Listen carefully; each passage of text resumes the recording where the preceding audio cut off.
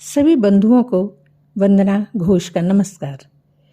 मेरी आज की कविता नदी चंबल पर है। एक समय उस स्थान को वहाँ के डाकुओं के नाम से जाना जाता था। तो प्रस्तुत है मेरी कविता नदी और घाट। नदी और घाट, क्यों उदास मन भाग रही, ओ चंबल नदी रुको ना, मैं भी तुम्हारा हूं साथी, तुम मेरी बात सुनो ना। आज मुझे कुछ कहना है, क्योंकि मैं तुम्हारा घाट हूं।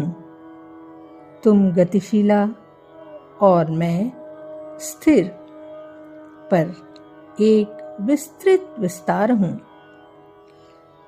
तुम यदि निशब्द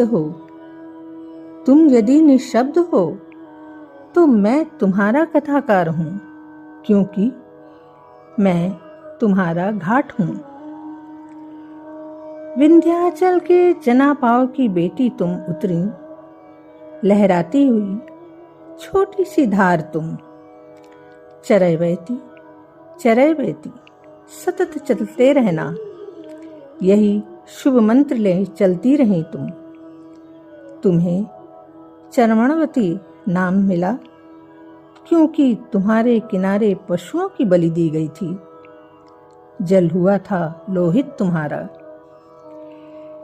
कभी द्रौपदी का श्राप, क्योंकि यही तो पासों का खेल भी हुआ था।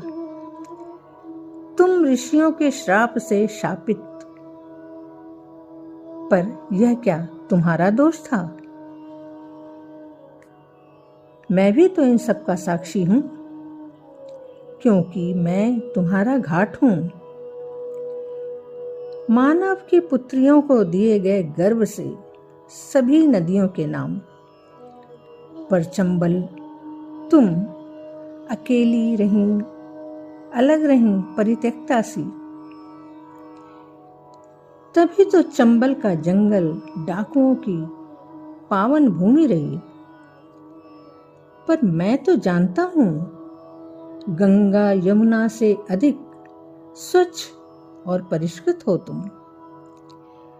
कटीले बबूल और करील की चुभन सहती अभिशप्त भी हो। 3 राज्यों में आंचल फैलाती शांत मनासी, गोद में मगरमच्छ और घड़ियाल बसाती, बिना मुकुट रानी सी बहती। फिर बंधी बांध के बंधन में, उसमें भी तो तुमने ममता ढूंढी। अंत में सदा नीरा चंबल, उत्तर प्रदेश में तुम यमुना से जा मिली। अपना अस्तित्व खो तुम भी यमुना कहलाई। मैं प्रसन्न हूं कि तुम्हारे ऊपर अब तलवारें नहीं, कलम चलती है।